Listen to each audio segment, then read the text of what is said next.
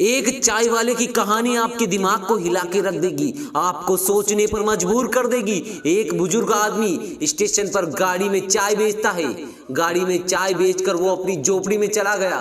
झोपड़ी में जाकर अपनी बुजुर्ग पत्नी से कहा कि दूसरी ट्रेन आने से पहले एक और केटली चाय की बना दो। दोनों बहुत बुजुर्ग है। आदमी बोला कि काश हमारी भी कोई औलाद होती तो वो हमें इस बुढ़ापे में कमा कर खिलाती। औलाद ना होने के कारण हमें इस बुढ़ापे में भी काम करना पड़ रहा है। यह बात सुनकर उसकी पत्नी की आंखों में आंसू आ गए। उसने चाय की केतली भरकर अपने पति को दे दी। बुजुर्ग आदमी चाय की केतली लेकर वापस स्टेशन पर गया। उसने वहां प्लेटफॉर्म पर एक बुजुर्ग दंपति को सुबह से शाम तक बेंच पर बैठे देखा। वो दोनों किसी भी गाड़ी में नहीं चढ़ रहे थे।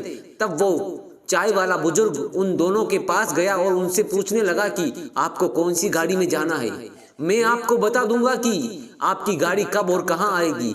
तब वो बुजुर्ग दंपति बोले कि हमें कहीं नहीं जाना है, हमें हमारे छोटे बेटे ने यहाँ एक चिट्ठी देकर भेजा है और कहा है कि हमारा बड़ा बेटा हमें लेने स्टेशन आएगा और अगर बड़ा बेटा ना पहुंचे तो इस चिट्ठी में जो पता है वहां आप पहुंच जाना।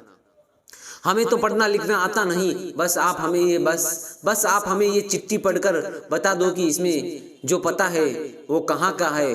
हम लोग वहाँ अपने बड़े बेटे के पास चले जाएंगे। चाय वाले ने जब वो चिट्ठी पढ़ी तो वो जमीन पर गिर पड़ा।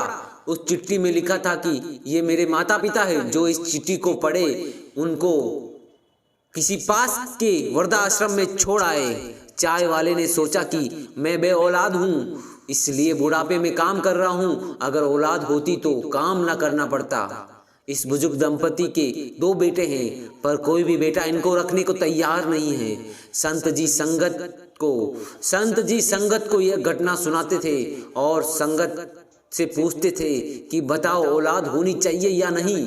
तब संत जी कहते हैं सुख हो या दुख औलाद से नहीं मिलता, सुख या दुख औलाद से नहीं मिलता। सुख दुख तो अपने कर्मों के अनुसार मिलता है। सुख दुख तो अपने कर्मों के अनुसार मिलता है। ना कोई औलाद सुख देती है, ना कोई औलाद दुख देती है।